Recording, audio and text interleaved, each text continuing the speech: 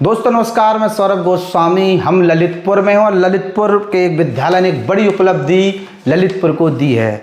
ललितपुर की जब भी चर्चा होती थी या जो हम लोगों ने अपना समय देखा है, उस समय विद्यालय नहीं थे, गिने चुने विद्यालय थे, ज़्यादा सुविधाएं नहीं थी। ये आज जो कीर्तिमान स्थापित किया है ललितपुर के एक विद्यालय ने, जिसका नाम है SDPS इंटरनेशनल स्कूल है, जो हाई स्कूल में इन्होंने बहुत बड़ी एक उपलब्धि प्राप्त की है। और CBSE बोर्ड में इनके जो छात्र हैं उन्होंने एक बहुत बड़ी छलांग लगाई है। और आज विद्यालय का मैनेजमेंट कहें या प्रिंसिपल सर हैं, वो हमसे चर्चा करेंगे। थोड़ा सा हम आपको बता दें विद्यालय के बारे में। विद्यालय ललितपुर का एक टॉप विद्यालय है और इस विद्यालय ने बहुत कुछ ललितपुर के लिए शिक्षा के क्षेत्र में दिया भी। एक लंबा चौड़ा इन्वेस्टमेंट के साथ साथ तमाम व्यवस्थाएं यहाँ पर देखने को मिली। एक बड़ा विद्यालय, एक सब सुविधाओं से लैस विद्यालय है। और आज जिस प्रकार से 139 छात्रों में से 70 जो छात्र हैं उन्होंने 90% से अधिक यहाँ पर कहें कि अंक प्राप्त किए हैं। और 50 छात्र ऐसे हैं जिन्होंने 80% से ऊपर अंक प्राप्त किए हैं। और टॉप 5 जो टॉपर्स हैं उनमें से 4 बच्चियां हैं और 1 लड़का है। तो आइए सर से थोड़ी चर्चा करते, इसका दौरान चर्चा। सर स्वागत है, किस प्रकार का परिणाम रहा है सर? बहुत बहुत धन्यवाद। सबसे पहले तो मैं आपका स्वागत करता हूं। आज के दिन आप आए हमारे विद्यालय में इस बड़ी उपलब्धि को शेयर करने के लिए। आपको बताना चाहूँगा, ये बड़े हर्ष की बात है इस पूरे ललितपुर के लिए कि एक विद्यालय जो 4 साल पहले या 5 साल पहले जिसकी स्थापना हुई, वो विद्यालय अपने प्रथम प्रयास में, जहाँ पहली बार बच्चे 10th का एग्ज़ाम दे रहे थे, उन्होंने न केवल शहर में बल्कि ज़िले की प्रवीण सूची में अपना स्थान बनाया है और टॉप किया है। और वो भी एक बच्ची ने टॉप किया है। इसके लिए हम उन सभी पेरेंट्स के आभारी हैं जिन्होंने इस स्कूल के प्रति अपना विश्वास जताया, ट्रस्ट जताया। उस मैनेजमेंट के लिए जिसने इतनी अच्छी व्यवस्था की, इतने अच्छे टीचर दिए, इतने अच्छे शिक्षक दिए और उनको हर तरह का वो सपोर्ट दिया, जिसके कारण आज ये सफलता हम लोग एंजॉय कर पा रहे हैं। सर देखने में आता है कि अमूमन किसी भी विद्यालय की अगर टॉप लिस्ट की बात की जाए तो 5-10 बच्चे लोग के नाम ही सामने आते हैं। 70 बच्चे ऐसे हैं जो 90% से ऊपर लेके चले गए। सर किसी भी इतिहास को लिखने के लिए कुछ अलग करना पड़ता है और कोई भी चीज़ हो या कोई भी व्यक्ति अपने कार्य से जाना जाता है। SDPS आम विद्यालय नहीं है, ऐसा मेरा मानना है। SDPS इसीलिए अलग है जो अपने पहले प्रयास में डिस्ट्रिक्ट की प्रवीण सूची में अपना नाम ला सकता हो, वो आगे चलकर मेरा ऐसा विश्वास है कि प्रदेश की सूची में भी कोई अपना स्थान बनाएगा जरूर आगे चल के। अभी देखने में आता था कि बड़ी बिल्डिंग है, दूर से देखो तो बहुत अच्छा लगता था कि बड़ा विद्यालय हुआ है। लेकिन अब चूंकि शिक्षा भी वहाँ इस प्रकार की हो रही है कि एक टॉप वर्ल्ड क्लास जिसे कहें कि वो भी कोई बड़ी बात नहीं होगी, चूँकि एक अच्छी खासी यहाँ पर देखने को मिल रही सुविधाएँ। तो सुविधाएँ किस प्रकार की हैं यहाँ पर? क्या कहते हैं, क्योंकि ये एक ललितपुर एक छोटी सिटी है, छोटा शहर है, उसमें इस भव्य लेवल की, वर्ल्ड क्लास लेवल की फैसिलिटीज़ उपलब्ध करा पाना, उसको मेंटेन रखना, शुरुआत को ही कर दे, उनको बरकरार रखना बहुत बड़ा एक चैलेंज होता है।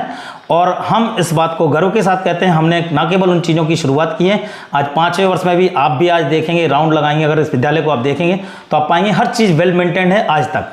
वो इससे बच्चे के अंदर एक जो इन्फीरियरिटी कॉम्प्लेक्स होता है एक बड़े स्कूलों में पढ़ने का, वो निकल जाता है और बच्चे उस माहौल को अडॉप्ट कर पाते हैं। और कहीं जब बड़े शहर में जाते हैं तो उनको कुछ अलग नहीं लगता, उनको लगता है कि ये चीज़ें हमने पहले से एंजॉय की हैं या इस तरह का जीवन हमने जिया है, तो वो अपने आप को अलग थलग सा नहीं पाते हैं और उनके अंदर एक विश्वास रहता है अलग प्रकार का। सर सिलेक्शन को लेके क्या होता है, बच्चों के एडमिशन किस प्रकार की प्रक्रिया रहती है? देखिए नॉर्मली अप टू 8 तो हम ज़्यादा टेस्ट नहीं ले सकते हैं as per the government guidelines, लेकिन हाँ 9th ऑनवर्ड्स हम बच्चे का लेवल जरूर देखते हैं कि बच्चा हमारे स्कूल के स्टैंडर्ड को मैच कर रहा है कि नहीं। अगर स्टैंडर्ड को मैच नहीं करता है तो किसी भी कॉस्ट पर उससे कंप्रोमाइज नहीं किया जाता है। बच्चे का मूल लेवल, बाकी तो यहाँ के टीचर बना लेंगे उसको, लेकिन अगर मूल में अगर उतना नहीं है तो उस पर जरूर विचार किया जाता है, उसको उसके साथ कोई समझौता नहीं किया जाता है। अच्छा सर, चूंकि जो टॉपर्स लड़कियां आई हैं तो उसमें से देखा है कि 5 में से 4 लड़कियां 1 लड़का, आखिर ऐसा क्यों, लड़के कम क्यों आ रहे हैं? नहीं, इसका मतलब ये नहीं है। आप किसी भी प्रवीण सूची में उठा के देख लें, नीट की में देख लें, जेईई मेंस की में देख लें, आप यूपी बोर्ड की में देख लें और CBSE बोर्ड में देख लें। जी सर, लड़कियां हमेशा से ही प्रथम रही हैं और अभी कुछ दिन पहले ही हमने नारी दिवस मनाया है, मातृ दिवस मनाया है, तो ये मान के चलिए लड़की हमेशा से प्रथम रहती हैं क्योंकि वो ज़्यादा फोकस्ड होते हैं comparatively in comparison to the student boys. Anvesha Upadhyay ji हैं, उन्होंने 97% प्लस वोट प्राप्त किए हैं, नंबर प्राप्त किए हैं और टॉपर हैं। तो किस प्रकार की इनकी शिक्षा दीक्षा रही, क्या अलग से कोई ट्रीटमेंट रहा है? केवल अन्वेषा नहीं जी, अन्वेषा के 97% हैं और 10 बच्चों के लगभग 95 से ऊपर हैं। जी जी, तो बिल्कुल। अन्वेषा और 95 से ऊपर बच्चों में कोई ज़्यादा अंतर नहीं है, ऐसा मेरा मानना है। जी सर। वो उस दिन के एक किसी पेपर में 1-2 नंबर का आपका अगर कम आ जाए तो वो उससे उस दिन का जो परफॉर्मेंस होता है बच्चे का वो उसके मार्क्स में आपको परिलक्षित हो रहा है। वैसे अन्वेषा जैसी ही हमारी जो 5-6 बच्चे जो हैं, जो 7-8 बच्चे जो उनको आए हैं 95%, वो और अन्वेषा लगभग सेम है। तो बहुत सारे बच्चे ऐसे जिनके 95 से ऊपर, मैं तो ये मानता हूँ कि 91-90 से ऊपर बच्चों में भी कोई बहुत ज़्यादा अंतर नहीं होता है, क्योंकि उसके बाद 1% अर्जित करना बहुत बड़ी बात होती है। सार्थक सेवा बच्चा है 95% लेके आया सर। ये बच्चा भी बड़ा फोकस बच्चा है। देखो 2 चीज़ें होती हैं, जो बच्चे शुरू से फोकस देते हैं उनकी सामान्य, देखो ये जो टीनेजर एज से जो बच्चे गुजरते हैं, इस एज में बहुत सारी समस्याएं भी होती हैं। जो बच्चे इनको बैलेंस करके चलते हैं, शिकायतें कम लाते हैं, वो अपनी स्टडी पे ज़्यादा फोकस कर पाते हैं। जैसे हम कहते हैं कि वो अनुशासित ज़्यादा बच्चे होते हैं, और ये सारे ही बच्चे जो टॉपर में आए हैं, ये सभी बच्चे बहुत अनुशासित भी हैं और बहुत फोकस भी अपनी पढ़ाई के प्रति। सर एक चीज़ और बात करेंगे, लगभग 120 बच्चे ऐसे हैं जो 80% से ऊपर लेके आए, जिसमें से 70 बच्चे तो ऐसे हैं जो 90% लेके आए। तो एकाएक कितना बड़ा जंप, क्या सोच के तैयारी चल रही थी, क्या धमाका करने की तैयारी चल रही थी?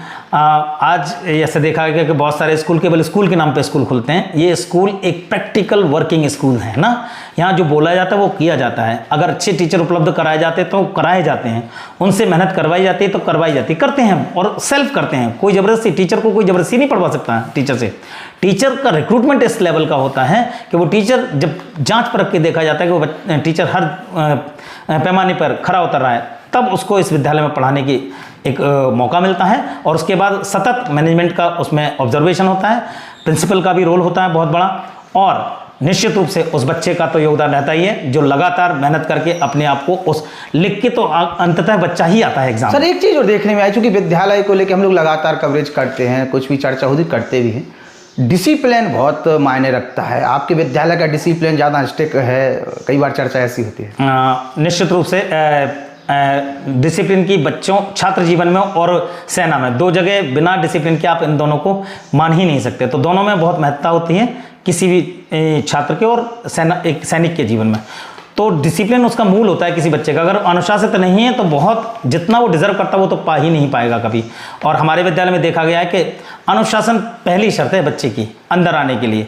वो बच्चा किस जात, किस धर्म, किस वर्ग को बिलोंग करता है, इससे कोई मतलब नहीं। एक बार वो बाउंड्री के अंदर आ गया, स्कूल के कैंपस के अंदर आ गया, तो उसको स्कूल के वो सारे रूल्स रेगुलेशंस फॉलो करने पड़ेंगे जो स्कूल की गाइडलाइंस को मैच करते हैं, जिसके लिए बनाए गए, जिससे एक बच्चे के अच्छे भविष्य का निर्माण होता है। सर 149 बच्चों में 120 बच्चे एक प्रकार के टॉपर की 80 से ऊपर, हाँ वो तो एक टॉपर की रैंक में हैं। तो ऐसे में जो टीचर्सों का भाव था जब रिजल्ट आया, उनके गार्जियंस क्या कह रहे थे और आप लोगों को कैसा महसूस? देखिए बिल्कुल बहुत अच्छा लगा। सबसे पहली बात तो यह है कि रिजल्ट जब तक नहीं आया तब तक सबके सांसें अटकी रहती है क्या होगा। और हमारे लिए तो ये बड़ी बात इसलिए थी क्योंकि ये पहला प्रयास था, हमारे पास कोई ऐसा एक्सपीरियंस है हम क्या प्रूव कर चुके, हमारे लिए सब कुछ प्रूव करना ही था। तो ये पहले प्रयास में जब इस तरह का रिजल्ट देखा, देखते एक्सपेक्टेशन थी, डायरेक्टर सर ने भी कहा था कि 10th का रिजल्ट अपना बहुत अमेजिंग रहेगा, तो लेकिन रहेगा जब आ जाए वो प्रूफ तब पता पड़ता है। जब आया तो निश्चित रूप से बड़े संतुष्ट थे, हमें भी अच्छा लगा और सभी टीचर ने इसको एंजॉय किया। पेरेंट्स के तो कहने क्या, जो उनके चेहरे पर देख रहा था आज, जो एक बड़ी संतुष्टि का भाव दिख रहा था, बड़े गौरव का भाव दिख रहा था, वो उसको आप शब्दों में मैं नहीं बता सकता।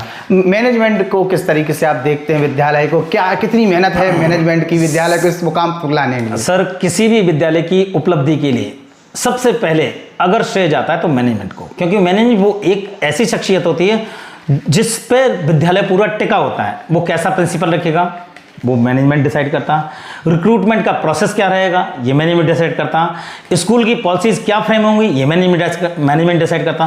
तो ये सारी चीज़ें सही पड़ती हैं तब जाकर रिजल्ट्स मिलते हैं और इनके पीछे नो डाउट मैनेजमेंट का सबसे बड़ा हाथ होता है। तो आज हमारे एक विद्यालय ने, ललितपुर के विद्यालय ने एक नया कीर्तिमान स्थापित किया और ललितपुर की शिक्षा जगत में एक लाइन भी खींच दी है कि आइए हमने इतने बच्चे टॉपर किए हैं, आप अपने विद्यालय के भी टॉप कराइए। तो ये जो कहें कि SDPS जो विद्यालय है इसने एक बड़ा मुकाम हासिल किया है और कहीं ना कहीं शिक्षा, गुणवत्तापूर्ण शिक्षा का स्टैंडर्ड मेंटेन करते हुए SDPS आगे बढ़ रहा है और आज उन्होंने बहुत बहुत अच्छी एक प्रयास किया और एक बड़ी लाइन खींच दी है। आगे ललितपुर के और भी विद्यालय इस प्रकार का प्रयास करेंगे, हम ऐसी आशा करते हैं। सर बहुत बहुत धन्यवाद आपका। बहुत बहुत धन्यवाद आपका भी। आप इस सफल क्षण में हमारे साथ हैं, इस खुशी को शेयर करने के लिए आप आए। और अब मैं आपको बताना चाहूँगा या आपको आश्वस्त करना चाहूँगा कि आगे के लिए भी अब हमारा नैतिक दायित्व और बढ़ चुका है और ललितपुर की हमसे अपेक्षाएं और ज़्यादा बढ़ गई हैं और हमारे पास नैतिक जिम्मेदारी आ चुकी है। तो हमारे लिए नए प्रतिमान स्थापित करने के लिए एक सेट स्टैंडर्ड्स हो चुके हैं। तो अब हमारे मैनेजमेंट का, हमारे शिक्षकों का और यहाँ तक कि हमारे बच्चों का भी एक नैतिक दायित्व बन चुका है कि उस जो लाइन हमने खींची हो उसको पार किया जाए और उसको मेंटेन तो किसी भी हालत में रखा जाए। और इन्हीं आकांक्षाओं के साथ, इन्हीं उम्मीदों के साथ वो हम निश्चित रूप से करेंगे। और ललितपुर में नहीं, उम्मीद करते हैं कि आगे जाके हम पूरे यूपी में की प्रवीण सूची में अपना स्थान बनाएंगे। इन्हीं अपेक्षाओं के साथ बहुत बहुत धन्यवाद, बहुत बहुत आभार आपका। जय हिंद, जय भारत। नमस्कार। नमस्कार।